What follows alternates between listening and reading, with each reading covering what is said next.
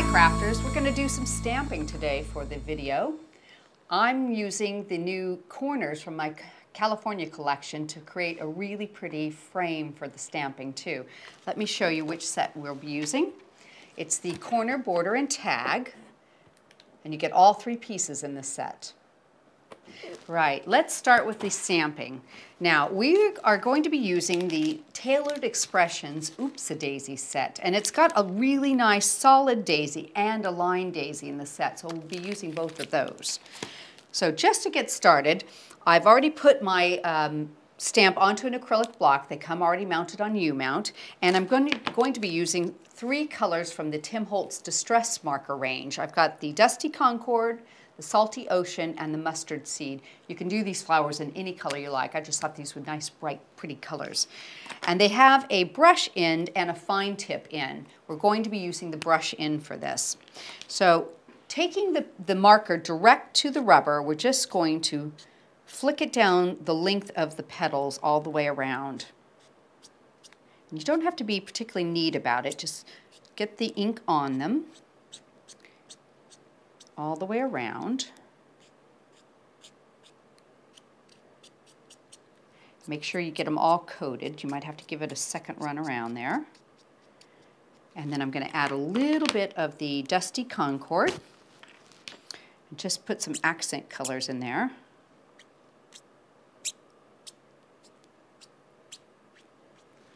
And I'm going to use the Mustard Seed for the centers. And I've gone over just a tiny bit, so we'll just kind of scribble that color in and blend it back a little bit. Now, they're water-based markers, but you don't need to worry about them drying on your stamp. You can either huff on it like that, or you can do what I do, which is just a light spritzing of water. So I'm going to go ahead and stamp it. And then I'm going to just re-spritz the water across it to get a second generation stamp from it. So each one will be a little bit lighter. And I think I can probably get one or two more out of this. And we'll just kind of fade them off the edge of the card there.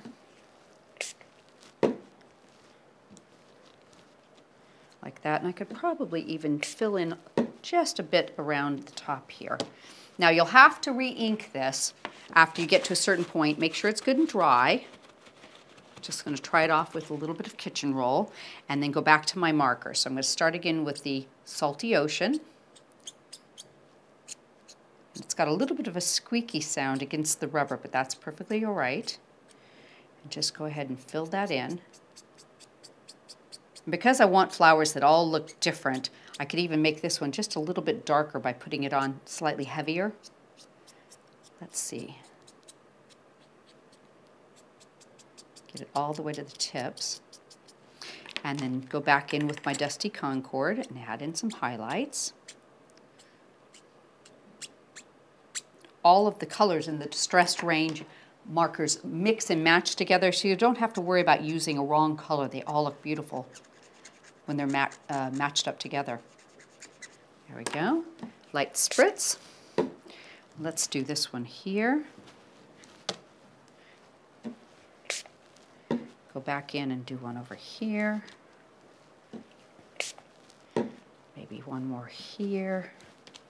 And I think I'll just finish this out and see if I can get it all the way around the edge, since some of the edge portion won't show, but I just want to make sure I've got something there in case.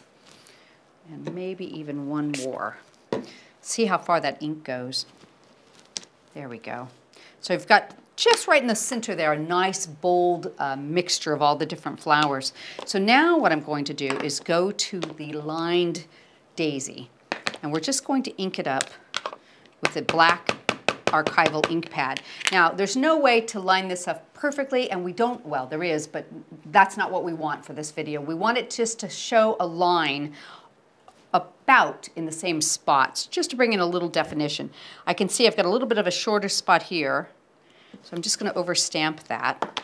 But each time I do want to re-ink this archival in about the same area where the original flower was, just to bring a bit more definition to it. You could easily align these with a stamp aligner, but that's a whole nother process, and I like this look where it's a little bit offset and it's not quite so perfect myself. I think it's very pretty this way. And we'll just finish up these edge pieces in case they show. Each time we're just going to tap a little bit on there and ink that up. A couple more should do it here. But see what a pretty background you get from that. And maybe here and the last one. Oh, beautiful. If you wanted, you could even do a little inking in there to bring it all together. It's totally your call. So let me get my markers all capped together back here. And you want to make sure they click. There's a little black line there, and it's not secure until you hear it click and you don't see that any longer. I'll set those aside. Move that out of the way. And let me just tidy up my craft mat because I've gotten some ink on it. I don't want to transfer that to my card. There we go. Give it a nice quick little wipe down. Okay, so now I've got this gorgeous background. Isn't that pretty? So that'll show through. So I'm going to do a little bit of cutting next. I'm going to use the corner, and this is a very large corner, so it's really useful for a whole multitude of things. And I'm going to put this onto my cutting mat and a little bit of removable tape. And since I'm cutting, I might as well do the flower we're going to do after that. Get it all done at once. Oh, there it is. There's my plate. Pop that over the top. And we'll roll that through our grand caliper.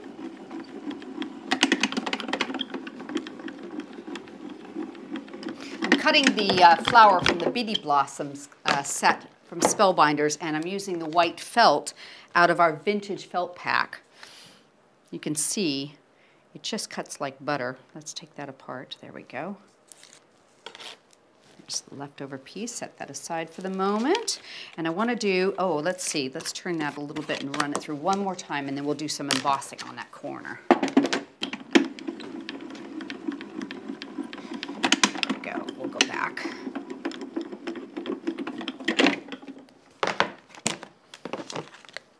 Did it.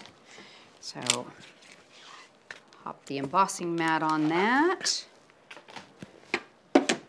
run it through, and we'll show you the detail on it. It's really pretty.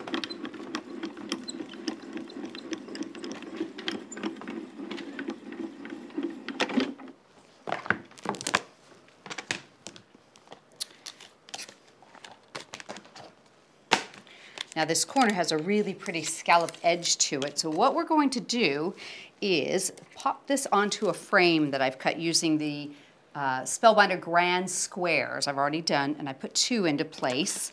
We're going to do a couple more. I've already got another one cut. So let's just take this one out. Get the little pieces popped out of it. There's a lot of little curly cues with this one, so as you pop them through, be careful not to pull the extra bits out. They hook around things. There we go.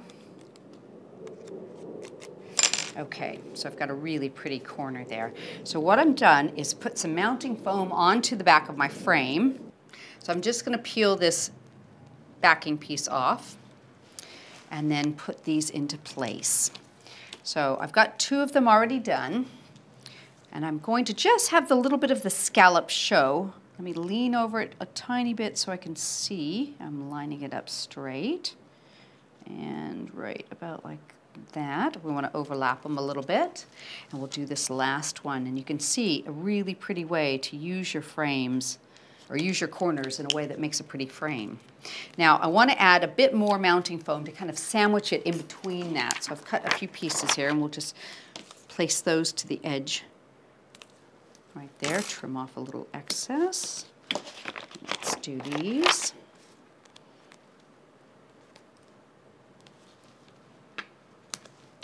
And the last one.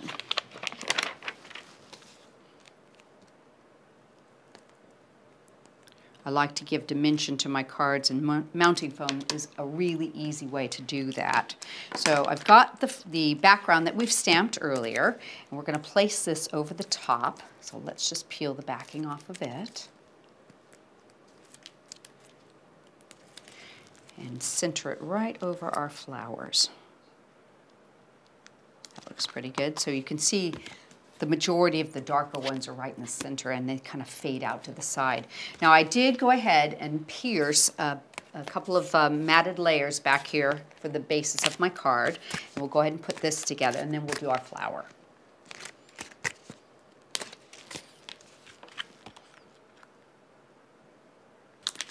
It's really pretty. It's coming along nicely, I think.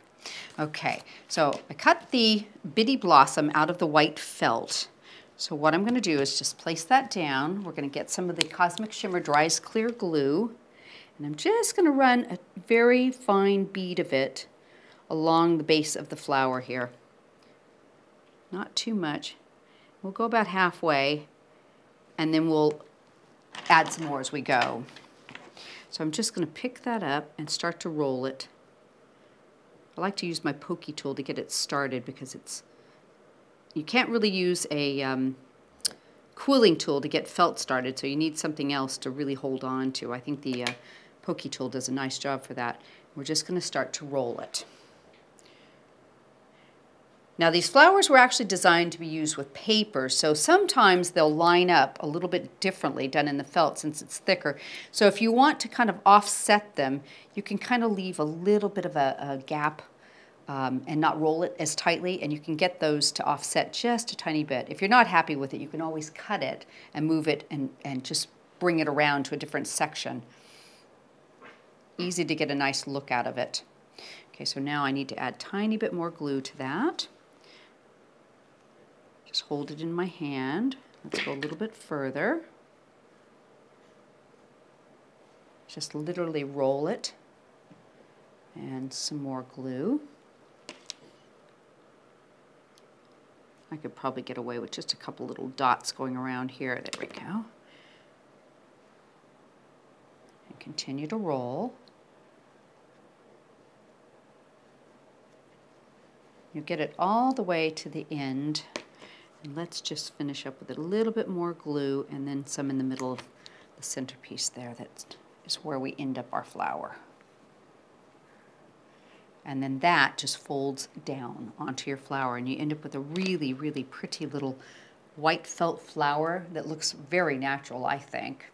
So I've already made one ahead of time, and we're going to come back and put in our sentiment. Now I went ahead and stamped the You're in My Thoughts, and this is from the Bold Sentiment set, stamp set from Creative Expressions. I put a little bit of mounting foam on it. I ran the edge of the brush tip from the Salty Ocean across it, and we're just going to see, let's seat it right about there.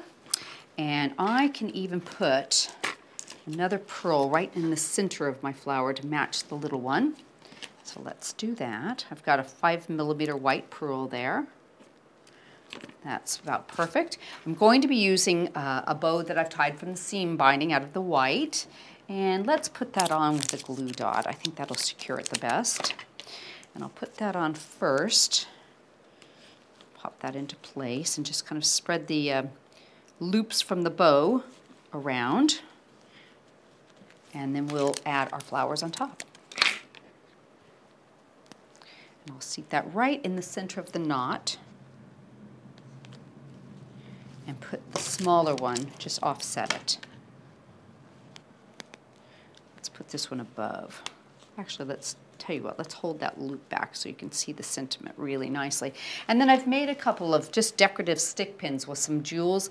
We have these blank pins that you can just use some glossy accents and add your own gemstones to them, so it's lovely for that. And then I'm just going to give them a little push into the knot of my bow, and you are finished. How gorgeous is that? A little bit of stamping and use those corners to make a beautiful frame, and I think you have a winner on your hands.